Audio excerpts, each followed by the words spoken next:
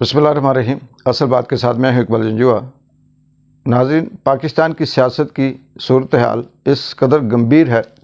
कि हम उस पर कोई तबसरा या तजिया करते हैं तो ये समझ नहीं आती कि ये सच होगा या झूठ, क्योंकि जितने वहाँ पे जत्थे हैं, जितनी पार्टियाँ हैं, जितने टोले हैं, जितने ग्रुप हैं, वो अपनी अपनी मीटिंग्स करते हैं, अपने अपने एजेंडे अपने हिसाब से बयान करते हैं और ये समझ नहीं आती कि किसका फ़ैसला सही है और किसका फ़ैसला गलत है, क्योंकि डोरें कहीं और से हिल रही होती हैं, ताकत कहीं और इस्तेमाल हो रही होती है और फ़ैसला करने वाली क़ुव्वत जो है वो कहीं और बैठी होती है, जिसकी वजह से वो तमाम फ़ैसला करना मुश्किल है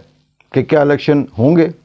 वक्त पे होंगे, वक्त से पहले होंगे, नहीं हो पाएंगे,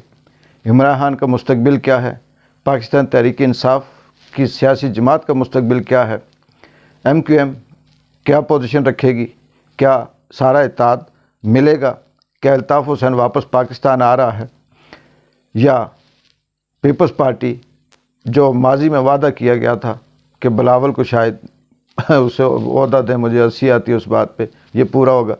इन सब बातों का, इन सब सवालों का